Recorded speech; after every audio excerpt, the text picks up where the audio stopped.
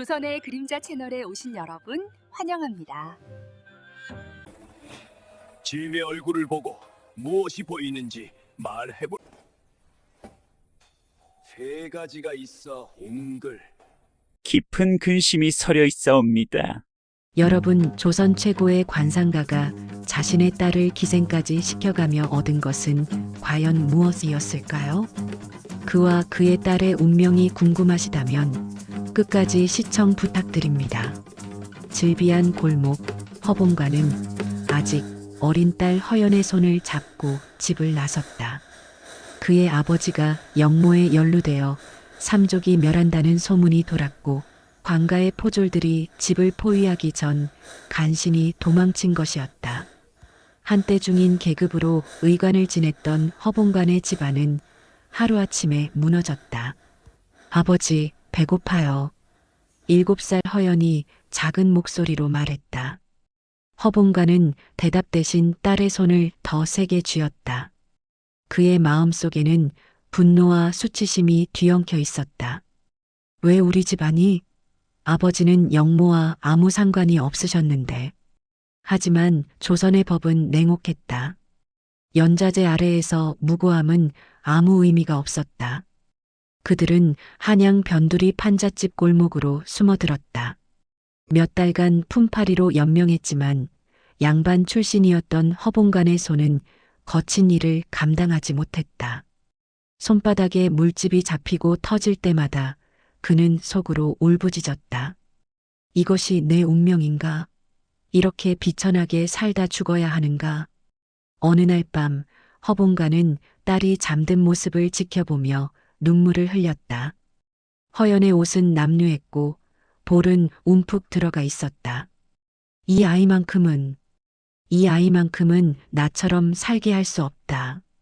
그 순간 그의 마음속에 어두운 결심이 싹트기 시작했다. 수단과 방법을 가리지 않겠다.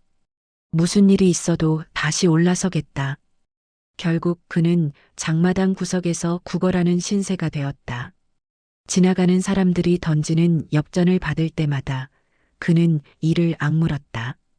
수치심이 그를 짓눌렀지만 동시에 복수심도 타올랐다. 기다려라. 언젠가는 나도 저들을 내려다보는 날이 올 것이다. 어느 날 장마당에서 한 노인이 사람들 앞에서 점을 쳐주며 돈을 받는 모습을 보았다. 사람들은 너도 나도 돈을 내밀며 자신의 운명을 물었다. 허봉관의 눈이 반짝였다. 노인은 별다른 노력 없이 앉아서 말 몇 마디로 돈을 벌었다. 저것이다. 저렇게 하면 살 수 있다. 아니, 단순히 사는 것이 아니라 다시 올라설 수 있다. 허봉관은 며칠간 그 노인을 관찰했다. 노인이 어떻게 사람들의 마음을 읽는지, 어떤 말로 그들을 현혹시키는지 세밀하게 살폈다. 그의 관찰력은 날카로웠다. 의관 집안 출신답게 사람의 얼굴을 읽는 능력이 있었고 오랜 구걸 생활로 인간의 본성을 꿰뚫어 보는 눈이 생겼다. 반전 그날 밤 허봉관이 잠든 판잣집에 한 노인이 찾아왔다. 낮에 점을 치던 그 노인이었다. 자네, 낮에 내 일하는 걸 유심히 보더군. 눈빛이 남달랐어. 혹시 배우고 싶은가? 노인은 희미한 촛불 아래서 미소 지었다. 그러나 그 미소 뒤에는 알 수 없는 음험함이 서려 있었다. 허봉관은 즉시 무릎을 꿇었다. 가르쳐 주십시오. 제발 저를 받아주십시오. 그의 목소리에는 절박함이 배어 있었다. 노인은 만족스럽게 고개를 끄덕였다. 좋아. 하지만 한 가지 명심해라. 이 길은 한 번 들어서면 돌아올 수 없는 길이야. 자네는 영원히 거짓과 진실 사이를 걷게 될 것이네. 노인의 이름은 설진이었다. 그는 한때 궁중 역술가였으나 잘못된 예언으로 쫓겨난 인물이었다. 설진은 허봉관에게 두꺼운 책 한 권을 건넸다. 이건 천기누설 보라는 책이네. 내가 평생 모은 관상과 점술의 비법이 담겨 있지. 허봉관은 밤낮으로 책을 파고들었다. 처음에는 이해할 수 없는 문장들 뿐이었지만 설진의 가르침을 받으며 조금씩 눈이 떠졌다. 사람의 얼굴에서 운명을 읽는 법, 송금에서 미래를 보는 법, 그리고 가장 중요한 것은 사람의 마음을 읽는 법이었다. 관상이란 건 사실 절반은 관찰이고 절반은 심리라네. 설진이 말했다. 사람들은 자신이 듣고 싶은 말을 해주면 그게 진리라고 믿지. 그걸 이용하는 게 우리 일이야. 예를 들어 부자를 보면 재물운이 강하다고 말하고 가난한 자를 보면 곧 전환기가 올 것이라 말하는 거지. 둘 다 듣기 좋은 말이니까. 허봉가는 그 말에 충격을 받았다. 그렇다면 관상은 거짓인가? 하지만 동시에 깨달음도 얻었다. 아니다. 진실이 무엇인지는 중요하지 않다. 사람들이 믿게 만드는 것이 중요한 거다. 설지는 더 깊은 기술을 가르쳤다. 사람의 옷차림을 보고 신분을 파악하고 손의 거칠기로 직업을 알아내고 말투로 출신 지역을 짐작하라. 그리고 그들이 원하는 것을 주는 거야. 양반은 벼슬을 원하고 상인은 재물을 원하고 여인은 사랑을 원하지. 허봉가는 뛰어난 학생이었다. 그는 스승의 가르침을 빠르게 흡수했을 뿐 아니라 자신만의 방법도 개발했다. 그는 장마당을 돌아다니며 사람들의 대화를 엿듣고 소문을 수집하고 정보를 모았다. 그리고 그 정보를 마치 신비한 예언인 것처럼 포장했다. 허봉가는 장마당 한 구석에서 점을 보기 시작했다. 처음에는 사람들이 거들떠보지도 않았지만 그가 한 상인의 재물운을 정확히 맞추자 소문이 나기 시작했다. 그러나 그것은 사실 우연이 아니었다. 허봉가는 며칠간 그 상인을 미행하며 그의 거래처와 생활 패턴을 파악한 후 점을 친 것이었다. 당신은 곧 서쪽에서 큰 거래를 성사시킬 것입니다. 허봉간이 말했다.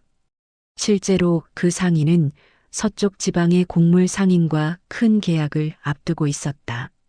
며칠 후 계약이 성사되자 상인은 감탄하며 소문을 퍼뜨렸다. 돈이 조금씩 모이기 시작했다. 허봉가는 딸 허연에게 제대로 된 옷을 사주고 좀 더 나은 방을 얻었다.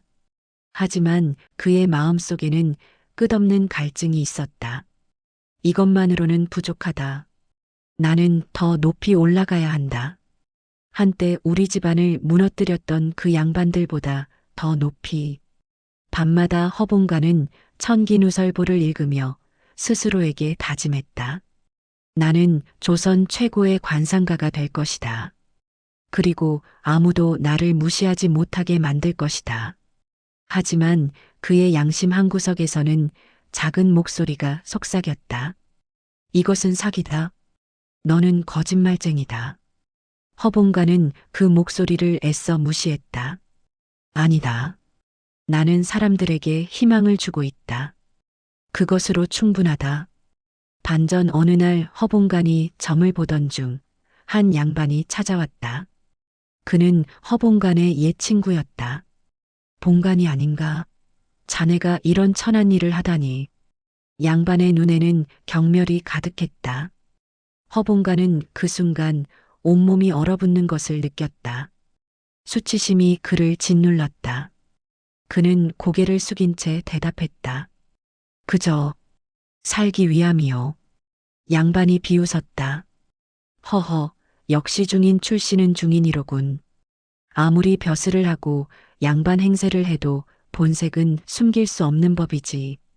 그는 침을 뱉고 떠났다. 그날 밤 허봉가는 잠을 이룰 수 없었다. 굴욕감이 그를 괴롭혔다. 그는 주먹으로 바닥을 쳤다. 아무리 돈을 벌어도 신분이 바뀌지 않으면 영원히 천대받을 것이다. 신분이 필요하다. 그는 설진을 찾아가 물었다. 스승님, 돈으로 신분을 살 수 있습니까?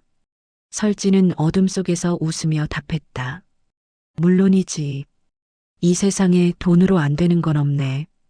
다만 그 대가가 무엇인지는 자네 스스로 생각해 봐야 할 것이야. 어떤 대가라도 치르겠습니다. 허봉관의 목소리는 단호했다. 그 순간 그는 자신이 건널 수 없는 선을 넘었다는 것을 알았다. 하지만 돌아갈 수 없었다. 아니, 돌아가고 싶지 않았다. 설진의 조언대로 움직였다. 먼저 한양에서 가장 부패한 관리를 찾아냈다.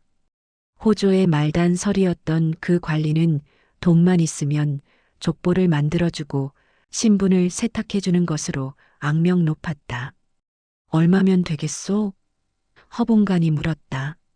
설이는 탐욕스러운 눈으로 허봉관을 훑어봤다. 중인 신분 회복에 은자 100냥, 양반 족보 조작에 은자 200냥이요. 허봉관은 그동안 모은 돈 전부를 쏟아부었다. 300냥이 넘는 거금이었다. 설이는 능숙하게 족보를 위조했다.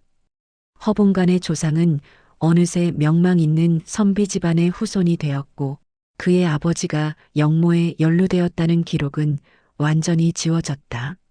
새로운 신분증과 족보를 손에 쥔 허봉관은 떨렸다. 이제 나는 다시 태어났다. 허봉관이 아니라 명문가의 후손 허봉관으로.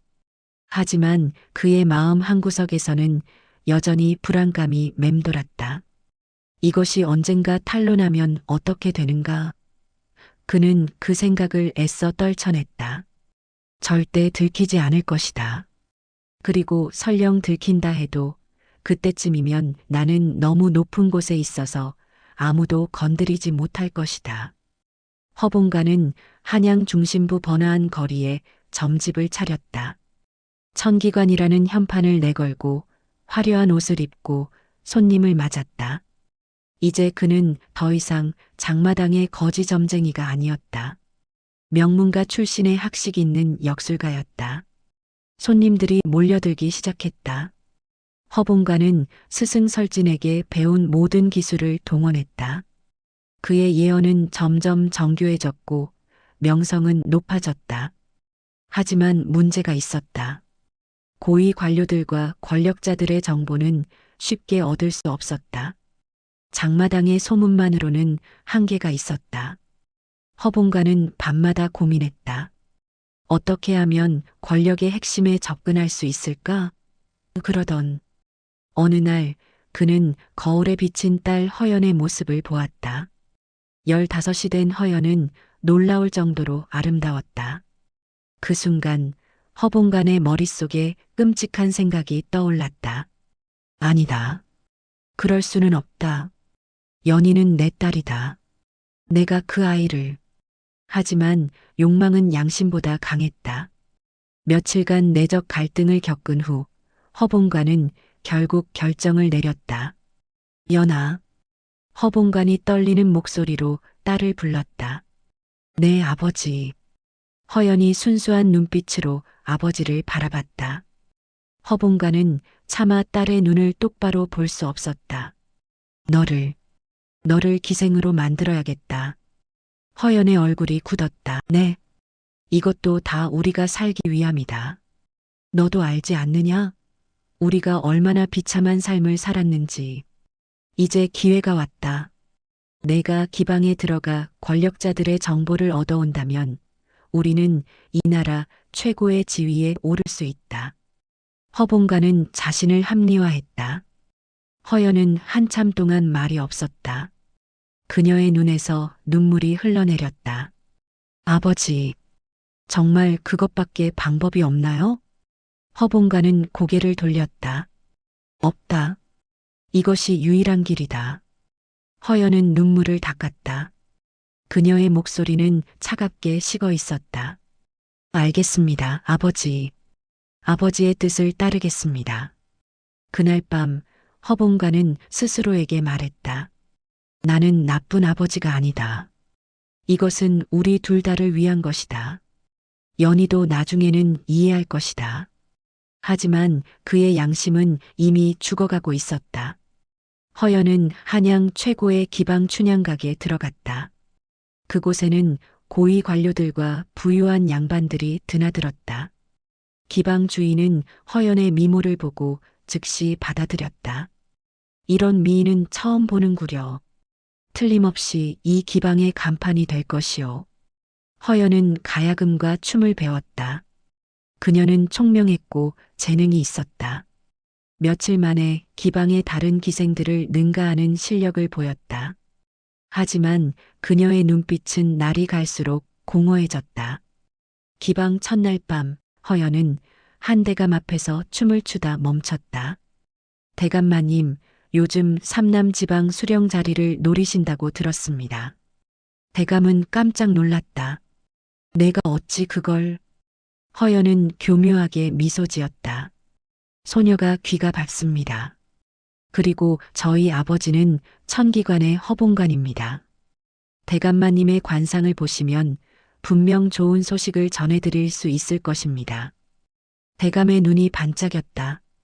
그 유명한 천기관의 딸이라니. 그렇다면 자네 아버지를 만나봐야겠구먼. 그날부터 허연은 단순한 기생이 아니었다. 그녀는 정보를 수집하는 아버지의 첩자였고 권력자들의 비밀을 캐내는 거미줄의 중심이었다. 하지만 그녀가 치러야 하는 대가는 상상을 초월했다. 매일 밤 다른 남자들을 상대해야 했고 때로는 몸까지 허락해야 했다. 밤마다 허연은 혼자 울었다. 하지만 아침이 되면 다시 미소를 지어야 했다. 그녀의 마음속에는 아버지에 대한 원망이 쌓여갔다. 동시에 이상한 결심도 생겼다. 아버지가 원하는 대로 해드리겠어요. 끝까지. 그리고 아버지도 저와 같은 대가를 치르게 만들겠어요. 사부 승승장구와 허봉간의 점집은 한양에서 가장 유명해졌다. 딸 허연이 기방에서 얻어온 정보들은 허봉간에게 막강한 무기가 되었다. 어느 대감이 뇌물을 받았는지, 어느 벼슬아치가 후궁과 내통하는지, 누가 역모를 꾀하는지. 이런 정보들을 바탕으로 허봉간은 마치 신기를 부리는 것처럼 정확한 예언을 해냈다. 판서 대감, 조심하셔야 합니다. 대감의 관상을 보니 서쪽에서 재앙이 다가옵니다. 허봉간이 신중하게 말했다.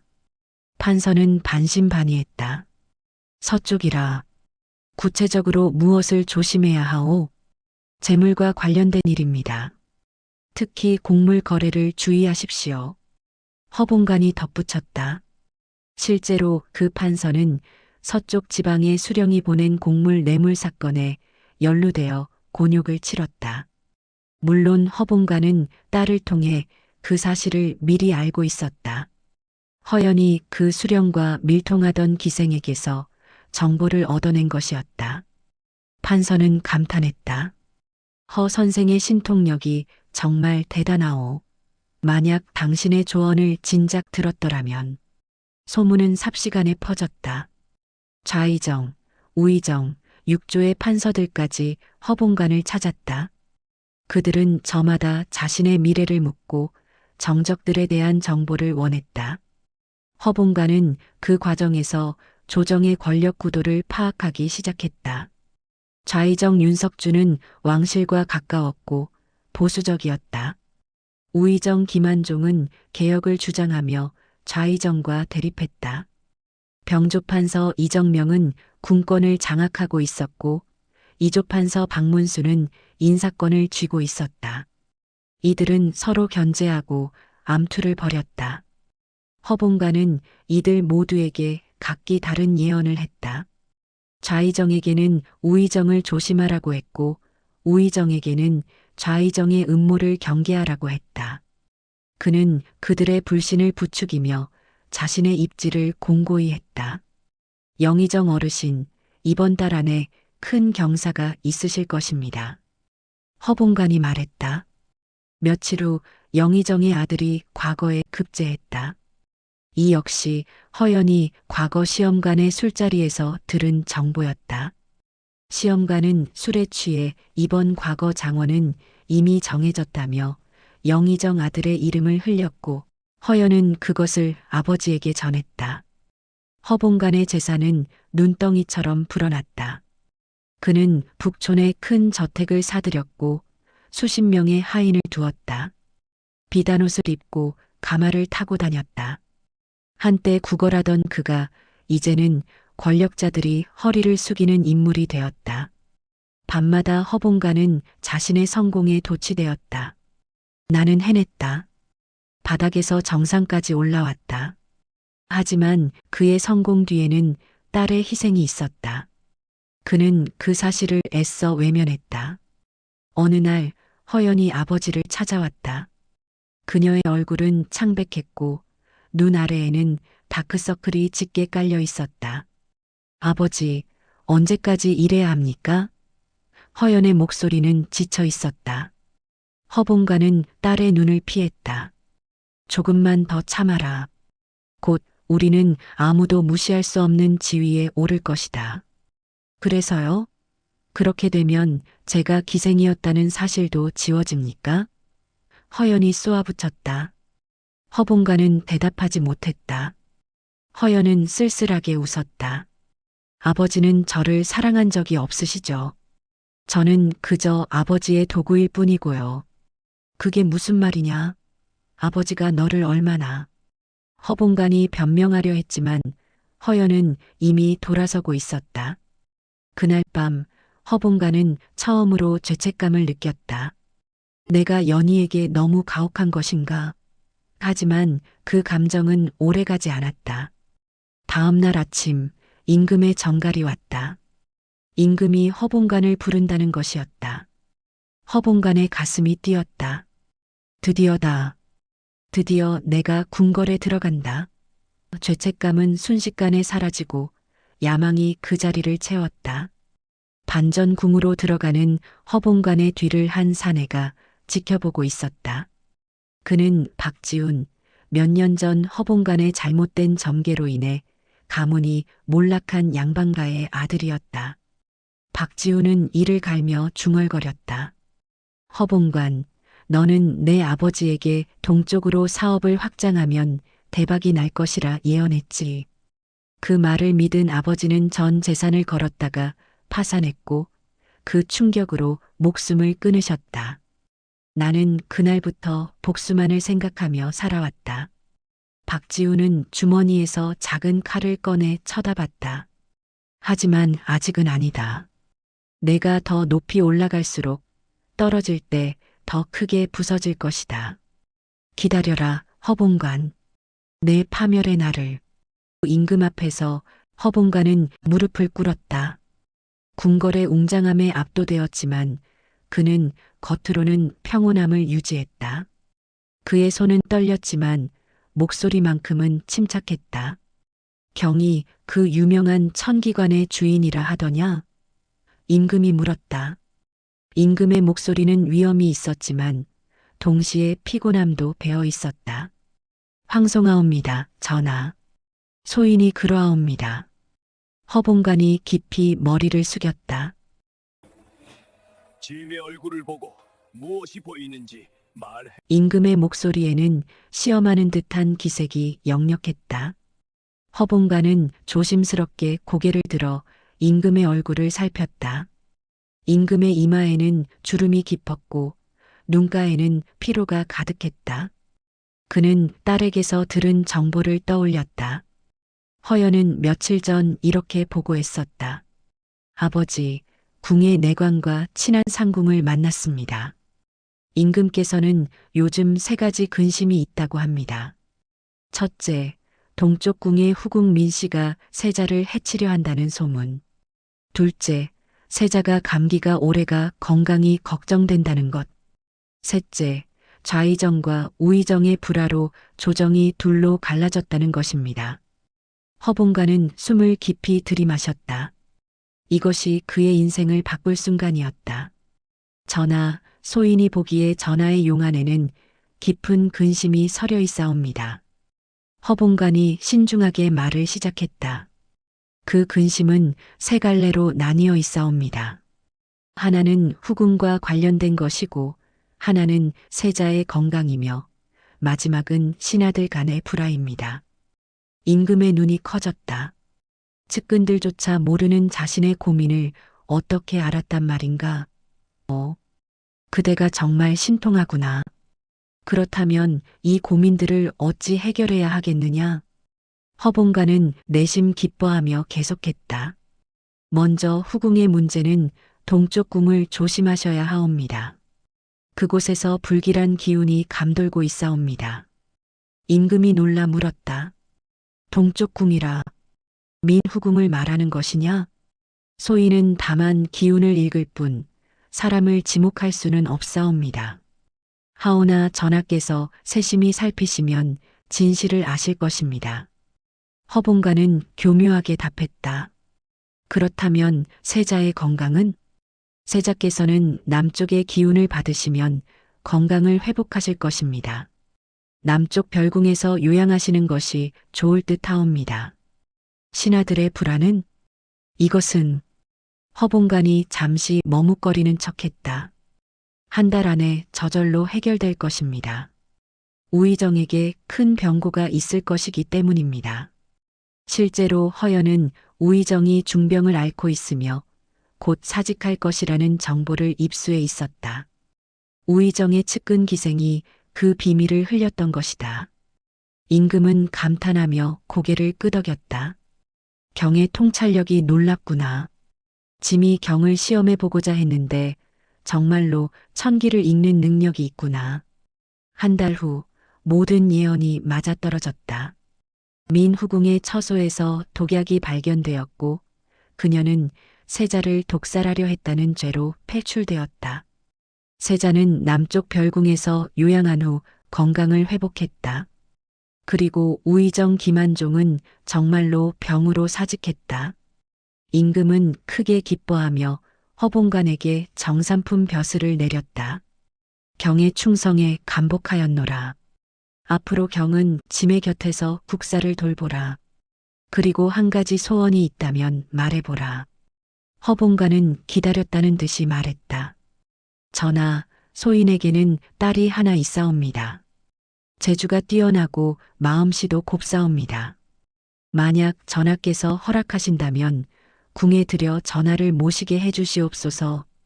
임금은 선뜻 허락했다. 좋다.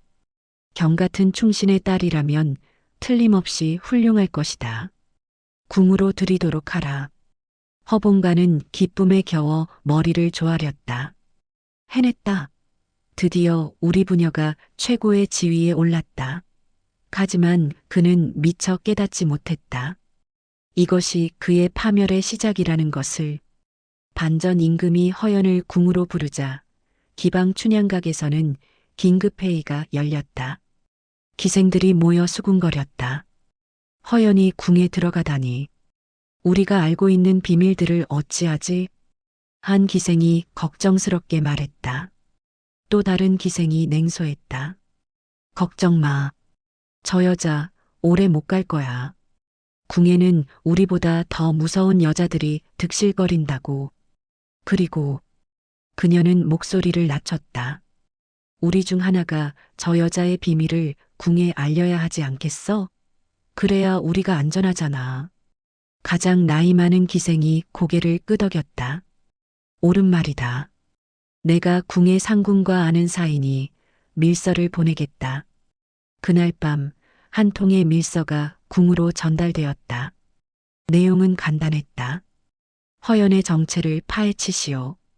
그녀는 춘향각의 기생이었으며 권력자들의 비밀을 캐내 아버지에게 넘기는 첩자였습니다. 허연은 궁에 들어왔다. 처음에는 모든 것이 순조로웠다. 그녀의 미모와 재치는 임금의 마음을 사로잡기에 충분했다. 임금은 허연을 총애하며 자주 불러들였다. 내 아버지는 정말 훌륭한 분이시다. 그분의 조언 덕분에 짐이 많은 위기를 넘겼다. 임금이 만족스럽게 말했다. 황공하옵니다, 전하. 아버님께서 전하를 위해 헌신할 수 있다는 것을 큰 영광으로 여기고 계십니다. 허연은 공손하게 답했다. 하지만 궁은 기방보다 훨씬 더 위험한 곳이었다. 후궁들은 허연을 경계했다. 특히 새로 총애를 받게 된 장후궁은 허연을 눈의 가시처럼 여겼다. 저 궁녀 아무래도 수상하지 않아? 장후궁이 자신의 상궁에게 말했다. 그러게 말입니다. 평범한 궁녀치고는 너무 아름답고 재주도 뛰어나옵니다. 상궁이 맞장구 쳤다. 철저히 조사해봐라.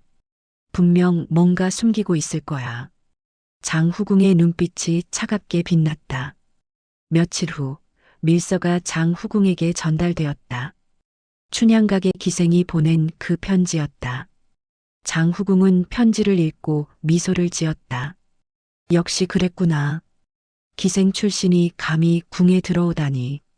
장후궁은 즉시 임금에게 고했다. 전하, 대역죄인이 궁에 들어와 있사옵니다. 장후궁이 울먹이며 말했다. 무슨 소리냐? 임금이 놀라 물었다. 허연이라는 궁녀 말입니다. 저 여자는 사실 춘향각의 기생이었사옵니다. 장후궁이 밀서를 내밀었다. 임금은 편지를 읽고 충격을 받았다. 이것이 사실이란 말이냐? 장후궁은 더욱 목소리를 높였다. 그것뿐만이 아니옵니다, 전하. 저 여자는 기생 시절 수많은 대감들을 유혹하고 비밀을 캐내어 그 아비 허봉관에게 넘겼다고 합니다. 즉, 허봉관의 신통력이라는 것은 모두 사기였다는 것입니다. 임금은 분노했다. 당장 허연을 불러오라. 허연이 임금 앞에 끌려왔다. 그녀는 이미 모든 것을 예상하고 있었다. 내가 정말 기생이었느냐? 임금의 목소리는 차가웠다. 허연은 부인할 수 없었다. 그녀는 고개를 숙이며 답했다. 그러하옵니다, 전하. 기생이 감히 짐을 속였단 말이냐? 그리고 내 아비의 예언도 모두 거짓이었다는 것도 사실이냐? 허연은 잠시 망설이다가 말했다. 전하, 용서하여 주시옵소서. 소녀는 다만 아버지의 명을 따랐을 뿐이옵니다. 아버지께서는 저를 기생으로 만들어 정보를 캐내게 하셨고 그것으로 예언을 했사옵니다. 임금의 얼굴이 분노로 일그러졌다. 감히 짐을 우롱했단 말이냐? 전하, 소녀도 희생자였습니다. 소녀는 아버지에게 이용당한 것뿐입니다. 허연이 눈물을 흘리며 빌었지만 임금의 마음은 이미 돌아서 있었다. 당장 궁에서 쫓아내라. 그리고 허봉관도 즉시 체포하라. 임금이 명령했다. 허연은 궁에서 쫓겨났다. 그녀를 후원하던 대감들도 모두 외면했다.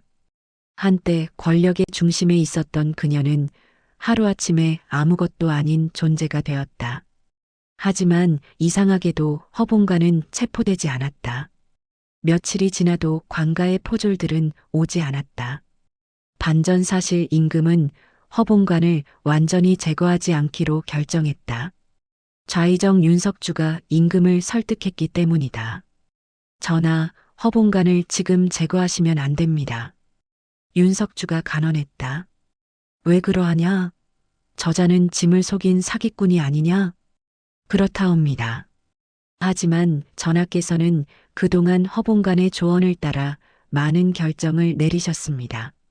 만약 허봉관이 사기꾼이었다는 것이 알려지면 전하의 판단력에 의문이 제기될 것입니다. 백성들은 임금께서 사기꾼에게 속았다고 말할 것이옵니다. 임금은 고개를 끄덕였다. 그렇구나. 그렇다면 어찌해야 하느냐? 허봉관을 당분간 이용하시되 서서히 그의 영향력을 줄이십시오. 그리고 때가 되면 조용히 제거하시면 됩니다. 다만 지금은 아니옵니다. 임금은 윤석주의 조언을 받아들였다. 하지만 임금의 마음속에는 허봉관에 대한 분노와 경멸이 가득했다. 허봉관은 딸이 쫓겨났다는 소식을 들었지만 자신은 여전히 안전하다는 것을 알고 안도했다. 연희는 희생되었지만 나는 살아남았다. 이제 나 혼자서도 충분히 할 수 있어. 하지만 그는 곧 문제에 직면했다.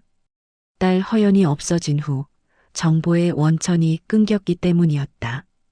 허봉가는 과거에 수집한 정보들을 짜깁기해서 예언을 만들어냈지만 점점 빗나가는 경우가 많아졌다. 병조판서께서 이번 달 안에 승진하실 것입니다. 허봉간이 자신 있게 말했다. 하지만 병조판서는 오히려 뇌물 사건에 연루되어 파직당했다. 임금의 눈빛이 차갑게 변했다. 영남 지방에 풍년이 들 것입니다. 허봉간이 또다시 예언했다. 그러나 영남에는 큰 가뭄이 들었고 수많은 백성이 굶주렸다. 임금은 허봉간을 불러 꾸짖었다. 경의 예언이 점점 빗나가고 있구나. 어찌 된 일이냐? 허봉간은 식은땀을 흘리며 변명했다. 전하, 하늘의 뜻은 변하기도 하는 법입니다. 소신이 더욱 정진하겠사옵니다. 하지만 임금은 이미 허봉간을 의심하고 있었다. 신하들 사이에서도 수군거림이 시작되었다. 허봉간의 신기가 약해지고 있다. 이조판서 박문수가 말했다. 전에는 그렇게 정확하더니 이제는 틀리기 일수로군. 호조판서가 맞장 붙였다. 좌의정 윤석주는 조용히 웃었다. 그는 서서히 허봉간을 고립시키고 있었다. 윤석주는 허봉간이 완전히 무너지기를 기다리고 있었다. 허봉간은 초조해졌다. 그는 다시 딸 허연을 찾기로 했다. 그 아이가 없으면 나는 끝이다. 어떻게든 다시 데려와야 한다. 허봉간은 허연이 있는 지방으로 내려갔다. 며칠간 수소문 끝에 한 기방에서 허연을 찾아냈다. 허연은 예전과 달리 초라한 옷을 입고 있었고 얼굴은 수척해 있었다. 연아. 허봉간이 다가갔다. 허연은 아버지를 보고도 표정 하나 변하지 않았다. 아버지, 웬일이세요? 연아, 나를 도와다오. 내가 없으면 나는. 허봉간이 애원했다. 허연은 차가운 눈빛으로 아버지를 바라봤다. 아버지, 이제 그만하시죠. 우리는 충분히 벌을 받았어요. 무슨 소리냐? 우리는 아직 끝나지 않았다.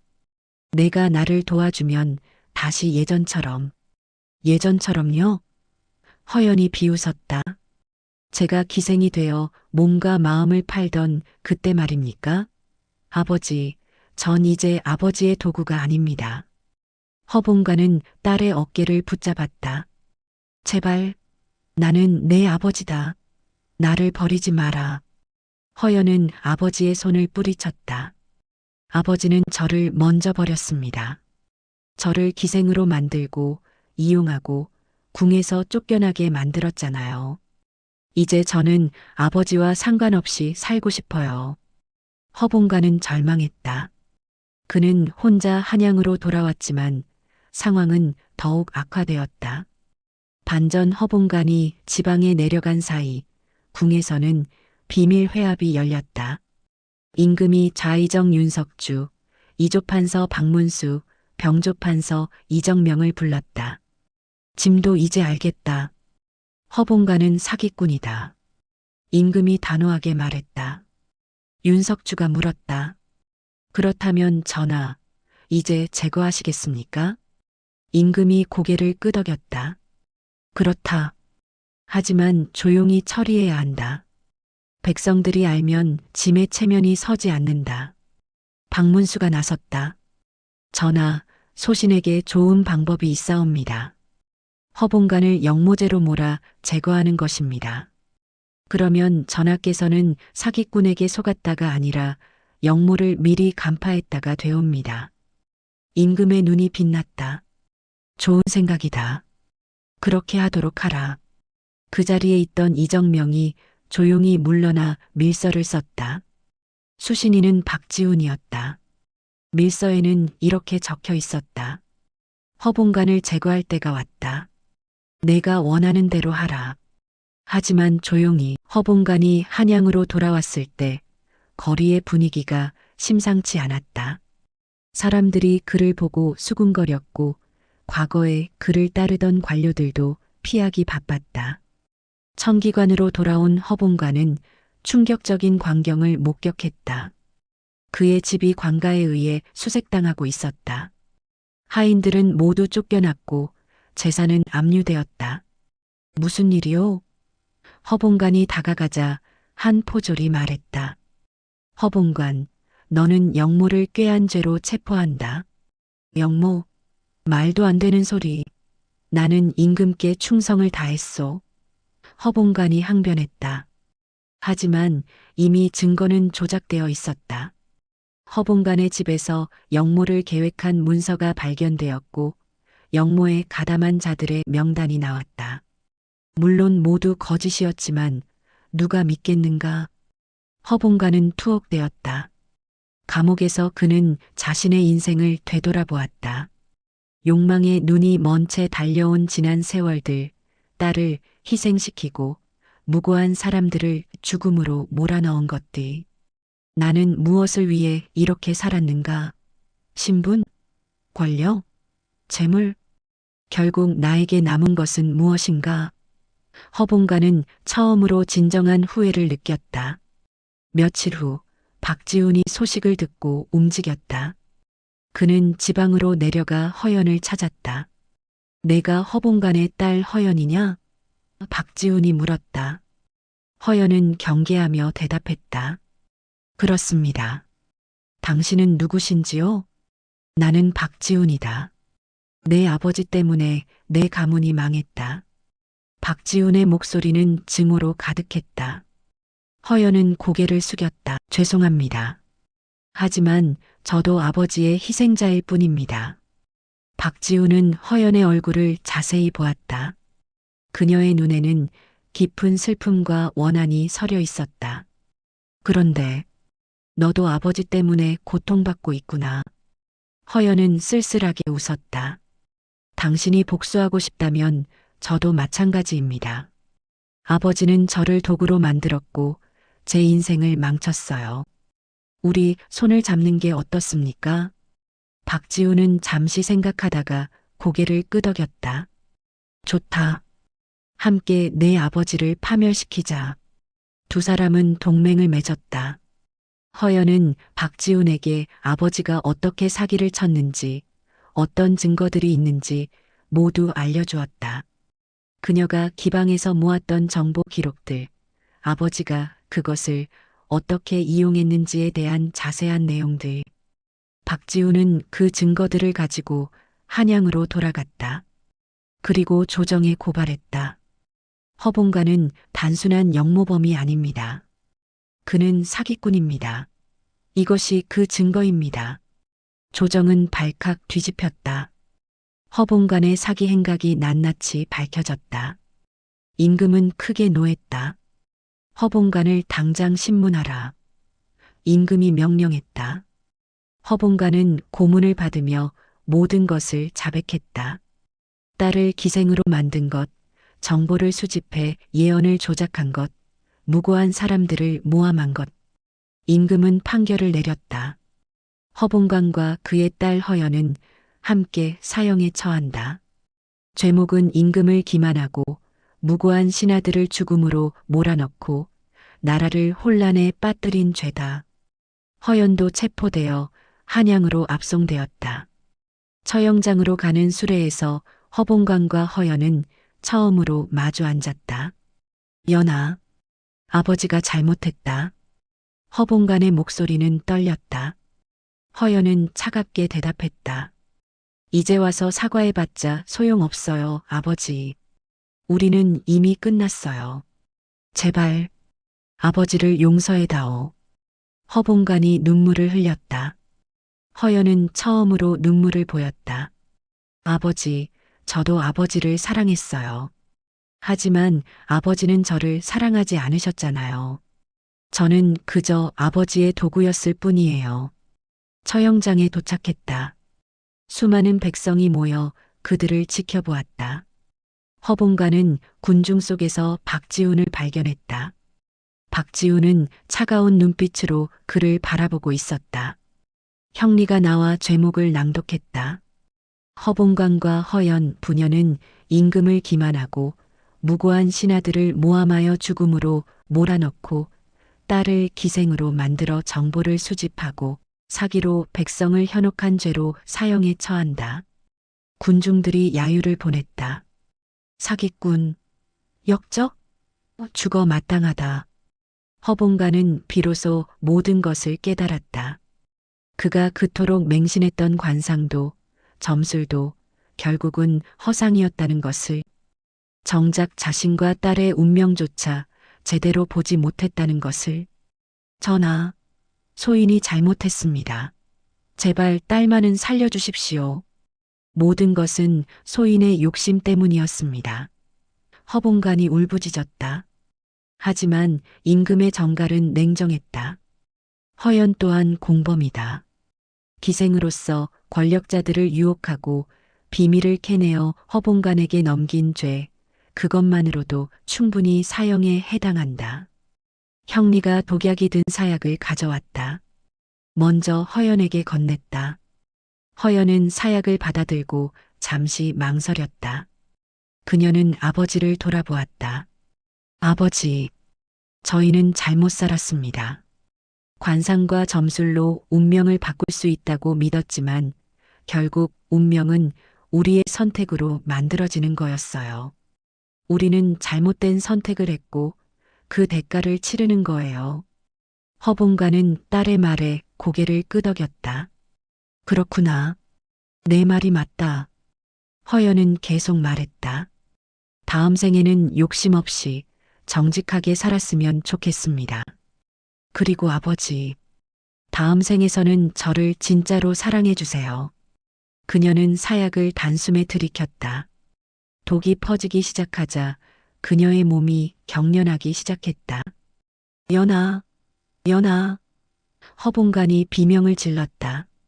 그는 묶인 채로 딸에게 다가가려 했지만 포졸들이 막았다. 허연은 피를 토하며 쓰러졌다.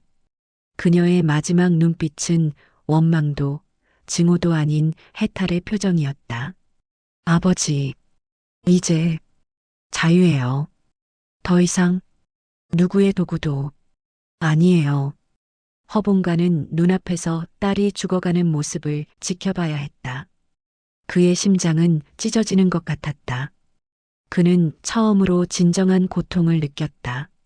재물을 잃는 고통, 신분을 잃는 고통보다 훨씬 더 큰 고통, 사랑하는 사람을 잃는 고통이었다. 내가 죽였구나. 내 욕심이, 내 딸을, 내가 사랑했던 내 딸을. 허봉가는 오열했다. 이제 허봉간의 차례였다. 형리가 그에게도 사약을 건넸다. 허봉간은 떨리는 손으로 사약을 받았다. 그는 옆에 누워있는 딸의 시신을 바라봤다. 한때 그토록 사랑했던, 그러나 자신의 욕망을 위해 희생시킨 딸. 천기누설보라. 관상이라. 모두 거짓이었구나. 정작 내 딸의 죽음도 내 파멸도 보지 못했으니. 허봉가는 자조적으로 웃었다. 나는 평생 사람들의 운명을 본다고 했지만 정작 가장 중요한 것을 보지 못했어. 바로 내 딸의 고통과 슬픔을. 나는 최악의 아버지였어. 그는 사약을 마셨다. 독이 몸 안으로 퍼지면서 그의 의식이 흐려졌다. 마지막 순간 그는 어린 허연이 자신의 손을 잡고 웃던 모습을 떠올렸다. 아버지, 저 배고파요. 조금만 참아라, 연아. 아버지가 곧 맛있는 것 사줄게. 아버지, 사랑해요. 아버지도 사랑한다, 연아. 그때로 돌아갈 수만 있다면. 그때 다른 선택을 할 수 있다면. 하지만 이미 늦었다.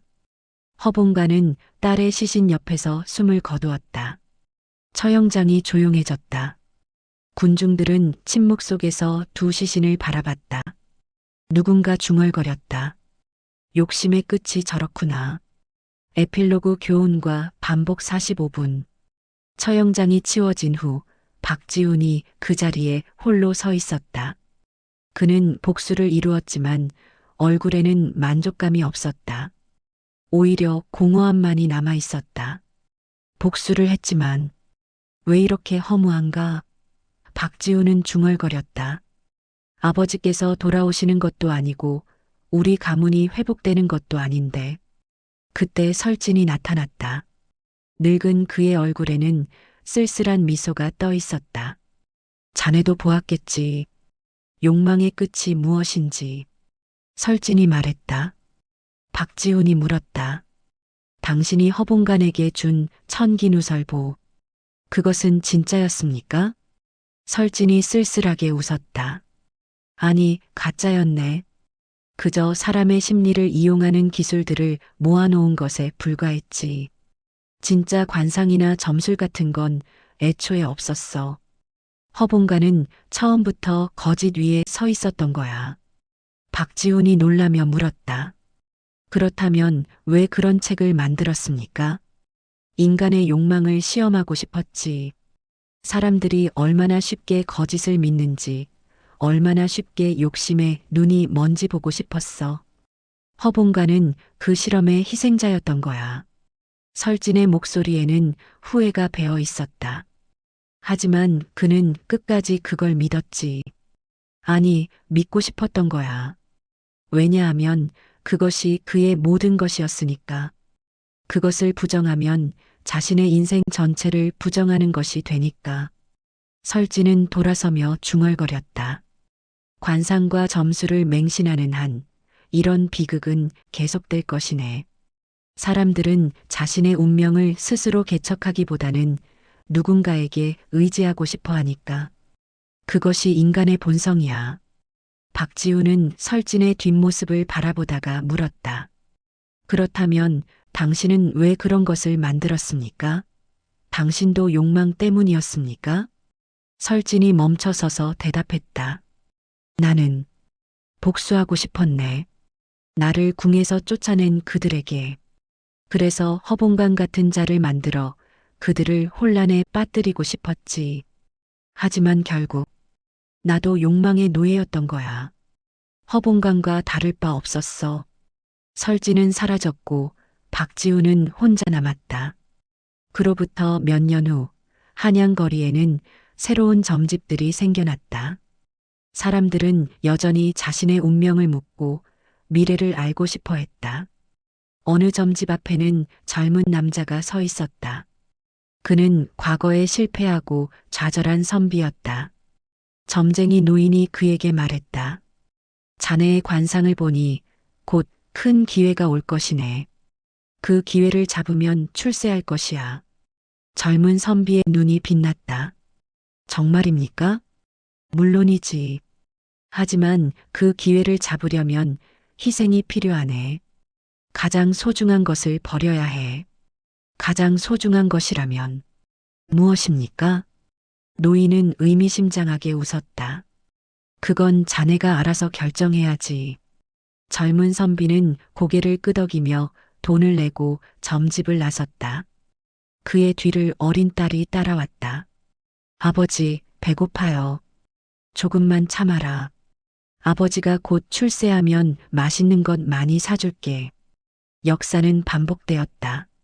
관상과 점수를 맹신하는 사람들, 그것을 이용해 부와 권력을 얻으려는 사람들. 허봉간의 이야기는 잊혀졌지만 그가 남긴 교훈은 여전히 유효했다. 한편 조용한 시골 마을에 박지훈이 살고 있었다. 그는 복수를 끝내고 한양을 떠나 농사를 지으며 살았다. 어느 날 한 젊은이가 그를 찾아왔다. 어르신, 제가 듣기로 한양에서 큰일을 하셨다고 들었습니다. 저도 출세하고 싶은데 조언을 해주실 수 있습니까? 박지우는 젊은이를 바라보며 말했다. 출세하고 싶은가? 그렇다면 한 가지만 명심해라. 목적을 위해 수단과 방법을 가리지 않으면 결국 모든 것을 잃게 된다. 나는 그것을 직접 목격했네. 무슨 말씀이신지. 허봉관이라는 사람이 있었지. 그는 욕망을 위해 딸을 희생시켰고 수많은 사람을 해쳤어. 그리고 결국 딸과 함께 비참하게 죽었지. 자네도 그렇게 되고 싶은가? 젊은이는 고개를 저었다. 아니요, 저는 그렇다면 정직하게 살아라. 운명은 관상이나 점술로 바뀌지 않아. 오직 자네의 선택과 노력으로만 만들어지는 거야. 젊은이는 박지훈의 말을 듣고 깊이 생각에 잠겼다. 그리고 고개를 숙여 인사하고 돌아갔다. 박지훈은 혼자 중얼거렸다. 과연 저 젊은이는 다른 선택을 할까? 아니면 허봉관처럼 욕망의 길을 걷게 될까? 이 이야기는 조선시대를 배경으로 하지만 현대를 사는 우리에게도 여전히 유효한 메시지를 던진다. 허봉관과 허연의 비극은 우리에게 묻는다. 당신은 어떤 선택을 할 것인가? 욕망에 눈이 멀어 소중한 것을 희생시킬 것인가? 아니면 정직하게 자신의 운명을 개척할 것인가? 역사는 반복되고 새로운 허봉관들이 나타나고 새로운 희생자들이 생겨난다. 하지만 우리는 그들의 실수에서 배울 수 있다. 그리고 다른 선택을 할 수 있다. 운명은 얼굴에 쓰여 있는 것이 아니라 우리의 손으로 만들어가는 것이다. 여러분 이제 이야기 마치려고 합니다. 안녕히 계세요. 지금까지 조선의 그림자 채널이었습니다. 구독, 좋아요 부탁드립니다.